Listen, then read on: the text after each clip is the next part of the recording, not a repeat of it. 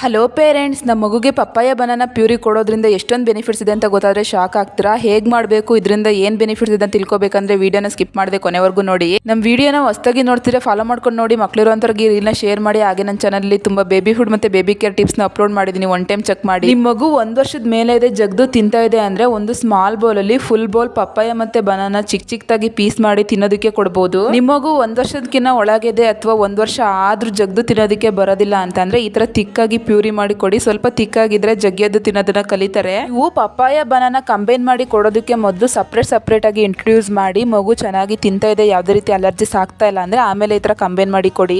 ನೀವು ಇದನ್ನ ಬೆಳಗ್ಗೆ ಅಥವಾ ಸಂಜೆ ಸ್ನಾಕ್ ಟೈಮ್ ಅಲ್ಲಿ ಕೊಡಬಹುದು.